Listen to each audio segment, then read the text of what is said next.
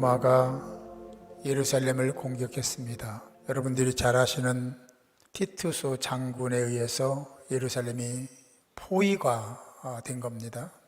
그때 이스라엘 지도자들이 모여서 회의를 했습니다. 강경파들은 결사항전하기를 바랬고, 요나단 벤자이크 같은 분은 항복을 제안했습니다. 벤자이크는 강경파들의 선포에도 불구하고 로마 진영으로 들어가 무릎을 꿇고 항복했습니다. 항복에 조건이 있었습니다.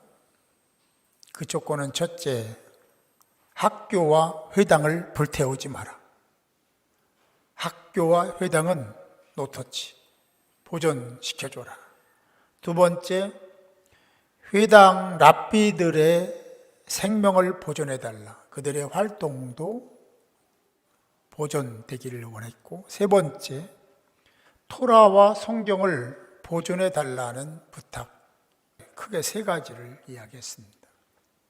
이것을 가만 살펴보면 똑같은 얘기입니다. 일맥상통한 얘기를 한 거죠. 항복할 때 요구사항이 얼마나 많겠습니까? 그런데 교육을 위한 장수학교, 선생들, 성경 보존해달라. 이게 다예요. 우리의 시대에 생각해보면 참 말도 안 되는 그거 요구할 게 얼마나 많아요. 그런데 달랑 그거 하나 요청했다.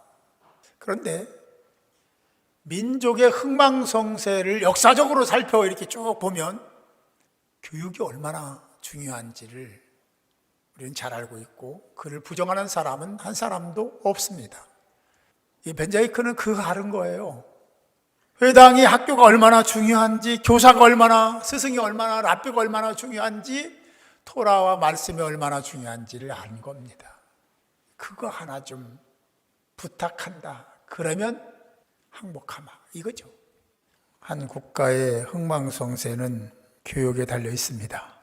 교회의 생명력도 교육에 달려 있습니다. 정말 그렇습니다. 때문에 사람다운 사람, 인간다운 인간, 그리스도인다운 그리스도인을 만들려면 교사가 중요합니다. 교사의 자질이 중요합니다. 영성이 중요합니다.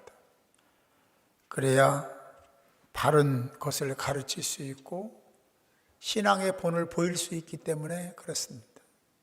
교사가 적당히 하면 그들이 성장해서 교사가 됐을 때 열심히 할까? 교사를 보았기 때문에 그 교사를 따라서 적당히 하는 겁니다. 자꾸 추락하는 거죠. 왜냐하면 세상은 반대로 가고 있기 때문에. 적당히 하는 것이 미덕인 것처럼 생각하고 대충 적당하게 목회하고 대충 적당하게 교사하고, 죄송하지만 대충 적당하게 중직 생활하면 된다 하는 것을 보았기 때문에 다음 세대들도 그렇게 할 수밖에 없어요. 우리는 위대한 조각가요, 화가였던 미켈란젤로를 잘 압니다. 미켈란젤로는 대단했던 인물이라는 것 우리가 여러 번 들었기 때문에 알아요. 미켈란젤로는 아는데 그 스승은 잘 모르는 경향이 있습니다. 스승의 이름은 포툴로 지오바니인데, 이 지오바니가 미켈란젤로에게 이렇게 묻습니다. 너는 위대한 조각가가 되기 위하여 너에게 필요한 것이 무엇이라고 생각하느냐라고 물었습니다.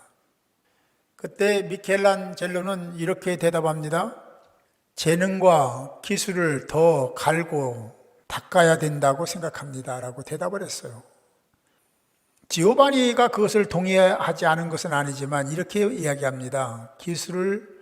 기능을 더 연마하고 그리고 그것을 발전시키는 것은 중요하지만 그게 전부가 아니다. 그 기술을 무엇을 위해 쓸 것인가를 결정해야 된다라고 하면서 다시 묻습니다. 너는 무엇을 위하여 내 기술을 쓰겠느냐라고 물어요. 미켈란젤로는 이렇게 대답을 합니다. 하나님을 위하여, 하나님을 위하여, 하나님을 위하여 쓰겠습니다. 하나님을 위하여를 3번 반복하면서 하나님을 위해 쓰겠습니다라고 대답했다. 여러분들의 기술, 재능 무엇을 위해 사용하겠습니까? 여러분들의 건강, 시간, 인생 어디에 쓰시겠습니까? 아주 본질적이고 아주 중요한 질문이죠. 이 질문에 최소한 미켈란젤로처럼 하나님을 위해, 주님을 위해, 주님의 나라를 위해 쓰겠습니다. 꼭 그렇게 하겠습니다라고 대답하는 하나님의 사람들이 될 수 있기를 바랍니다. 교회에는 영적 스승이 필요합니다. 영적 스승이 있어야 됩니다. 목회자, 교사, 터장, 부모, 가르치는 자들입니다. 물론 당연히 중직자들도 교회의 영적 본보기가 되어야 된다 하는 것은 누구나 동의할 것입니다. 믿음이 연약한 새가족, 아직은 믿음에 들어가지 않은 그런 분들을 위해서, 또 다른 세대인 우리 자녀들을 위해서 먼저 된 자들이 해야 할 일이 있다. 왜냐?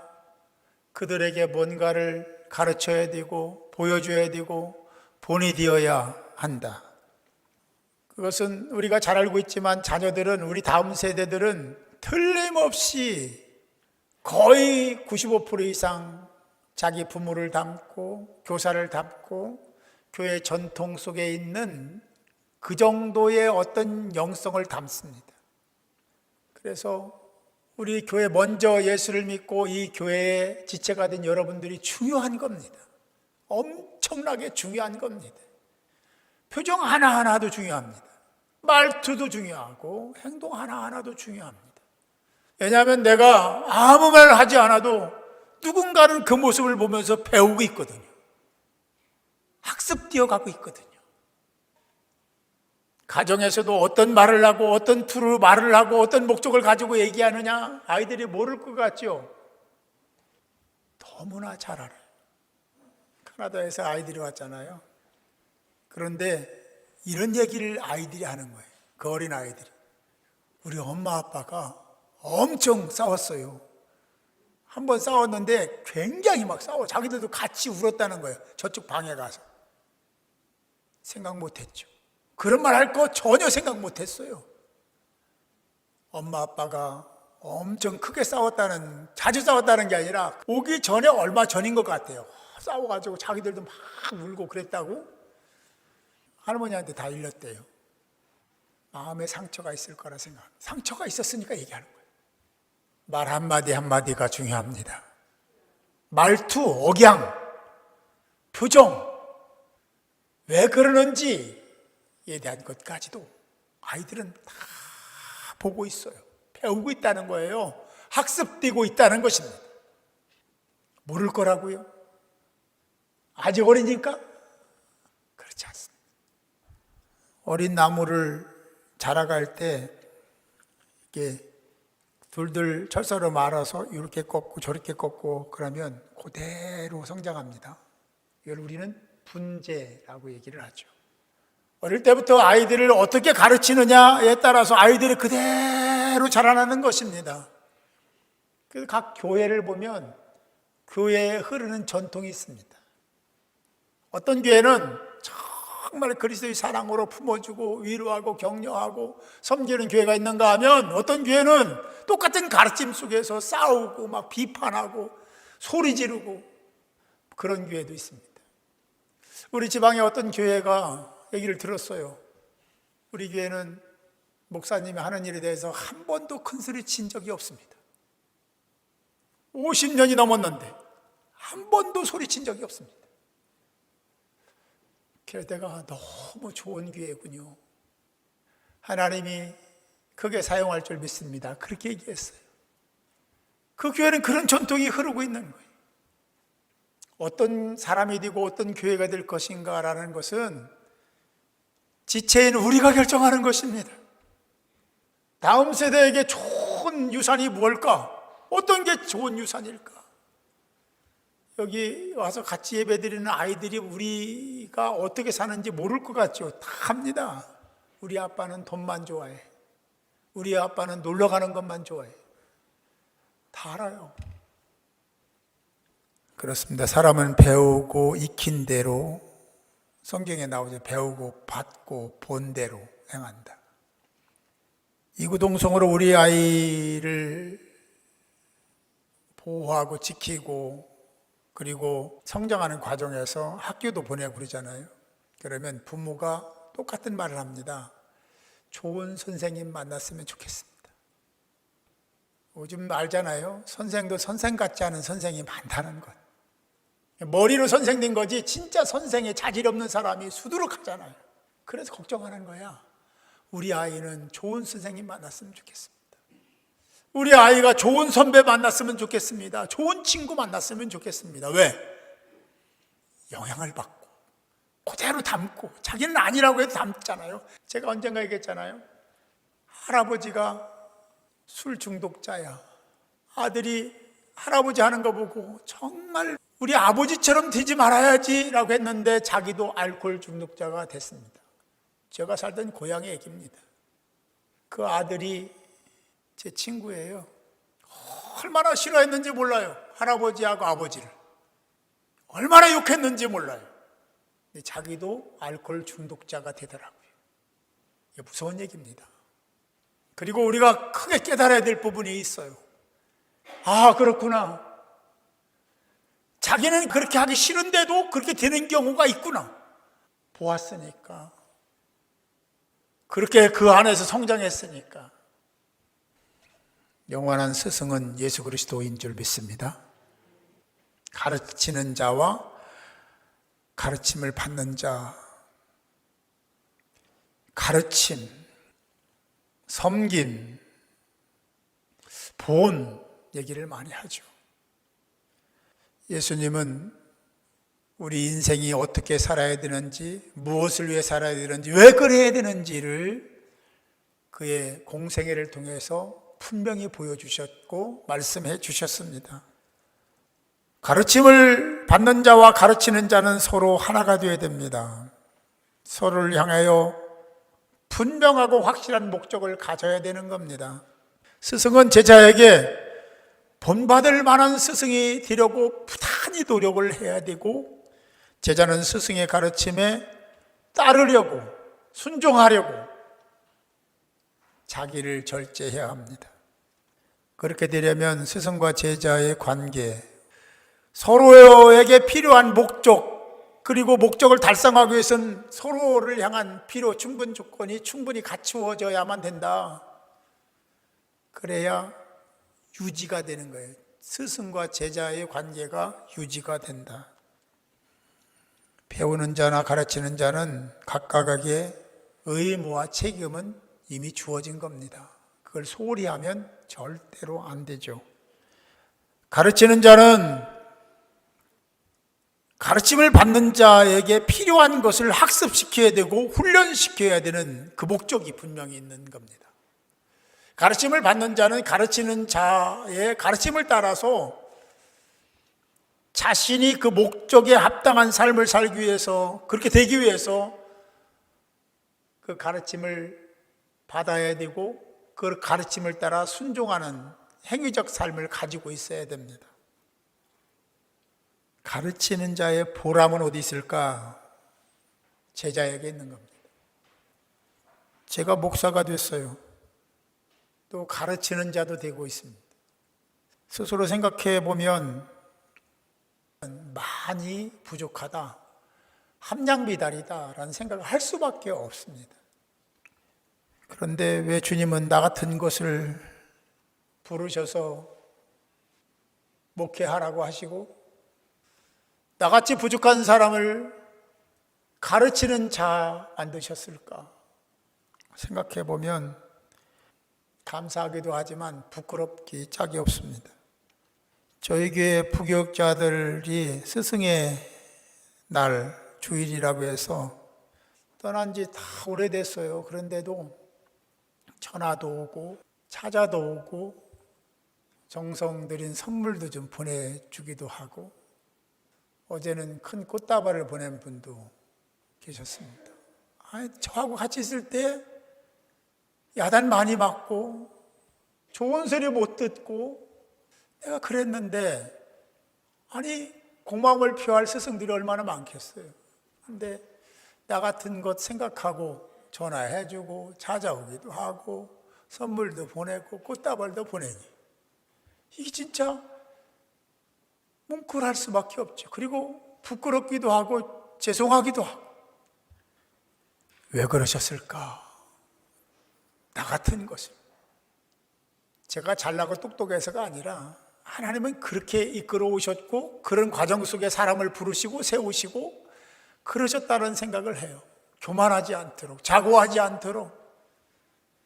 그래서 나 같은 것을 사용하신 하나님께 감사를 드렸습니다. 오늘 본문에 주님의 가르침이 있는데, 배우는 자가 가르치는 자를 대하는 태도에 대해서 이렇게 말합니다. 6절입니다. 가르침을 받는 자는 말씀을 가르치는 자와 모든 좋은 것을 함께 하라.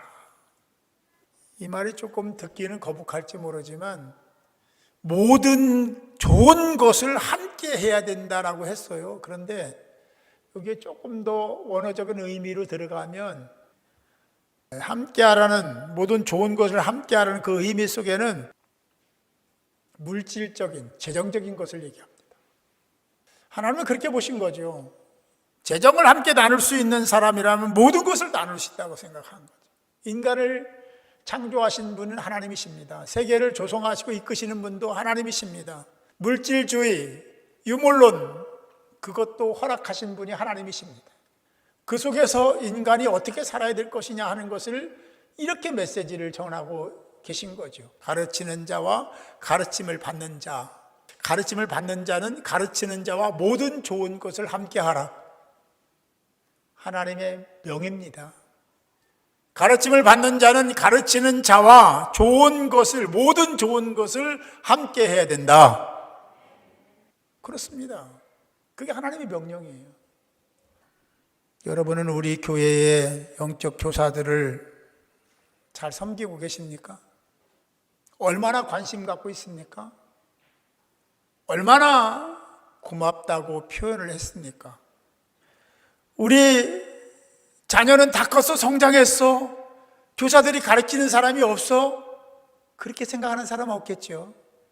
우리 교회의 아이들은 다 우리의 자녀입니다. 그들을 가르치는 교사에게 여러분 고맙습니다, 정말 고맙습니다 한번 인사해 보셨냐고요. 작지만 그래도 그렇게 애쓰시는 우리 교사들을 위해서 작은 선물을 해봤냐고요. 우리 교회가 전통도 새로 세웠으면 좋겠습니다.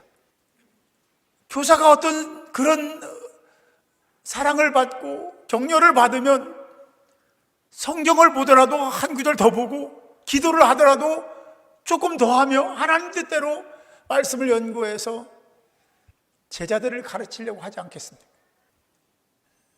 요즘 교사들은 참 힘들어요. 왜냐하면 세상의 가르침이 그렇고 배움이 그렇고 정보가 그렇고 사상이 그렇고 철학이 그렇고 문화가 그렇습니다. 자기 마음대로 해요. 상대주의 얘기하잖아요. 여러분 잘 아시는 포스트 모더니즘 얘기하잖아요. 그런 아이에게 얘기하면요 툭툭 어디로 튈지도 몰라. 기발한 생각들을 하고 있잖아요. 그런데도 불구하고 말씀을 가르치고 있는 교사들 힘들죠.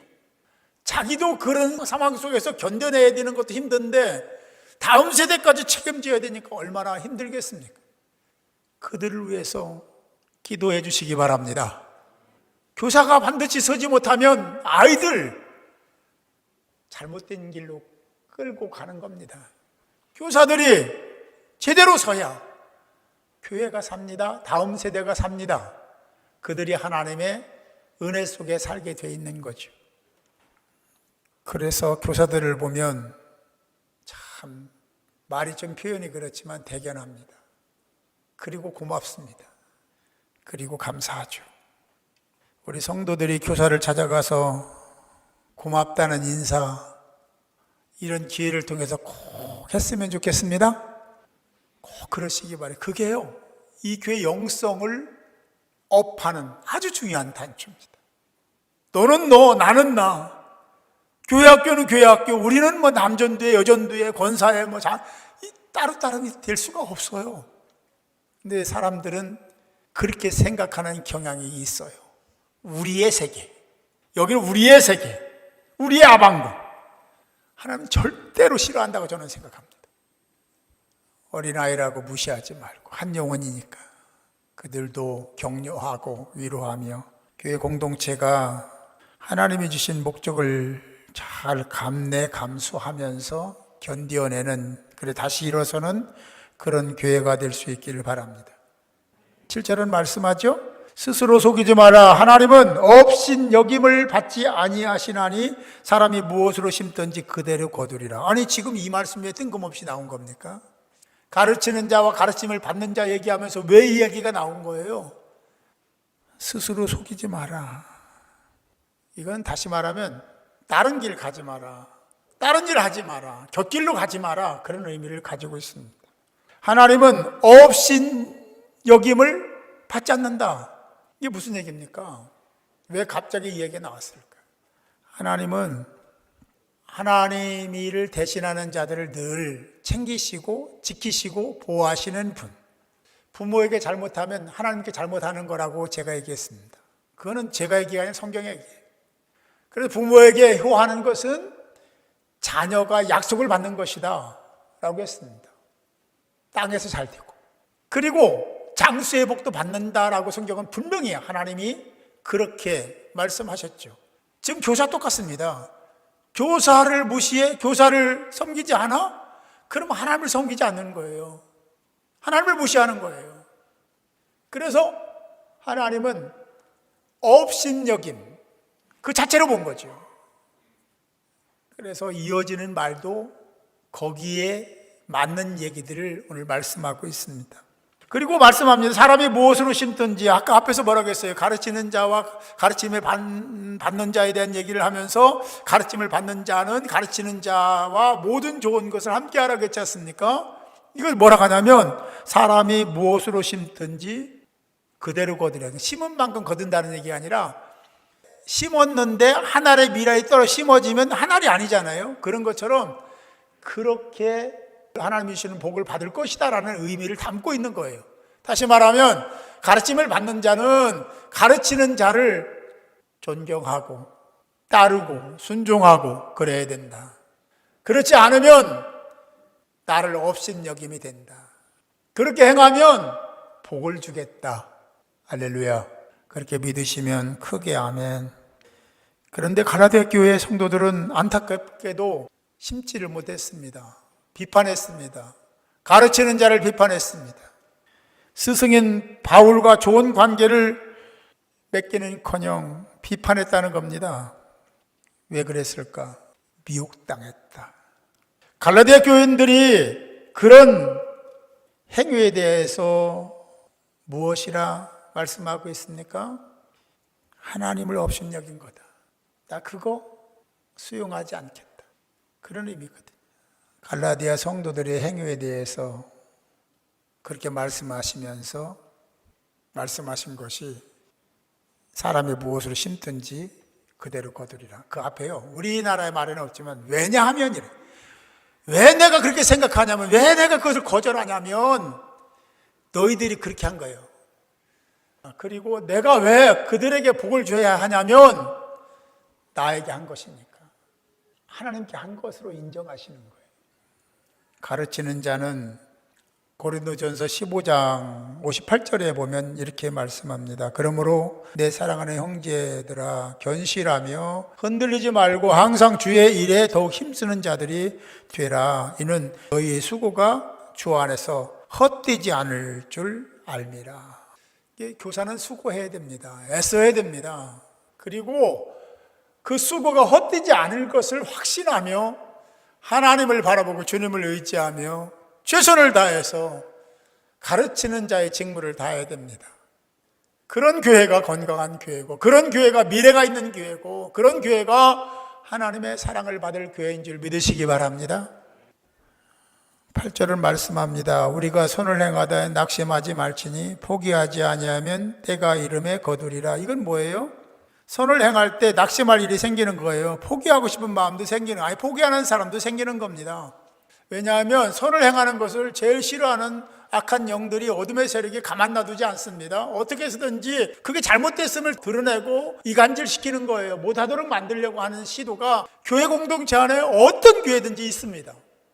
그때 속지 마라, 낙심하지 마라, 포기하지 마라. 그리고 끝까지 행하면, 그러면 그들에게 복을 줄 것이다 라는 의미를 담고 있습니다. 여러분들은 미국의 대통령이었던 지미 카터 대통령을 잘 알고 있습니다. 그가 명언을 많이 남겼습니다. 신앙인으로서 말입니다. 두 가지만 말씀드려 보려고 그래요. 하나는 어떤 얘기냐면, 나는 언제까지나 주일학교 교사입니다. 포기하지 않겠다는 거예요. 끝까지. 어떤 상황에도 하나님이 주신 그 직분, 교사의 직분을 감당하겠습니다 라는 얘기 하나. 또 하나는 교사 한 사람의 헌신이 위대한 사명자를 만들어냅니다 라는 명언을 남겼습니다. 교사들에 의해서 다음 세대가 결정된다고 한다면 우리는 교사를 위해서 기도해야 됩니다. 아멘. 꼭 기도해야 됩니다. 그리고 교사를 섬겨야 됩니다. 격려해야 됩니다. 그들을 칭찬해야 되겠죠. 감사해야 되겠죠. 고마워해야 되겠죠. 교사는 정신 차려야 됩니다. 그리고 다음 세대를 책임지는 영적 지도자로서의 지위와 역할을 감당하기 위해서 늘 기도해야 되고, 그들에게 방해 세력이 있음에도 불구하고 그렇게 사는 것을 본을 보여야 되니까 얼마나 어렵겠습니까? 어려워도 그 길을 가야 된다. 우리 모두가 다 한 지체입니다. 그래야 교회가 건강하게 되고, 할렐루야, 여러분도 그 안에서 복을 받고 미래도 보장받는 아름다운 인생이 될 줄 믿습니다. 바울과 디모데의 관계를 생각해 보십시오. 바울이 훌륭하고 탁월한 스승, 교사가 아니었다면 디모데는 탄생하지 않았습니다. 디모데가 탄생한 것은 바울이 뭐라고까지 합니까? 나를 본받으라 할 정도로 그는 철저하게 예수 중심의 삶을 사는 거예요. 헌신한 겁니다. 희생한 겁니다. 자기의 인생을 내려놓은 겁니다. 그걸 누가 봤어요? 디모데가 다 본 겁니다. 교사와 제자는 바울과 디모데 같아야 된다. 위대한 스승이었던 바울은 충실한 디모데를 만들어냈습니다. 오늘 말씀에 보면 가르치는 것과 가르침을 받는 것 얘기를 했습니다. 많은 생각이나 가치나 이론들이 방해할 수 있습니다. 그러나 그거에 개의치 말고, 낙심하지 말고, 절망하지 말고, 포기하지 말고 가르치는 자의 사명을 잘 감당하는 교사들이 되도록 기도해 주시고 격려해 주시고, 조금 희생해서라도 그들을 위해서 뭔가를 좀 할 수 있는 여러분들이 됐으면 좋겠습니다. 이름으로 축복합니다. 그런 관심과 그런 사랑이 아름다운 코이노니아를 이루고 교회의 미래를 밝게 만드는, 하나님이 기뻐하시는 그런 교회, 그런 교회 학교, 그런 가정 형성되리라 확신합니다. 아무쪼록 이 가정의 달을 통해서 가르치는 자와 가르침을 받는 자의 관계를 잘 생각하고, 가르치는 자와 모든 좋은 것을 함께하며 포기하지 않고 계속 지속적인 관계를 잘 유지해서 교회를 세워나가는 저와 여러분이 될 수 있기를 주님의 이름으로 축원합니다.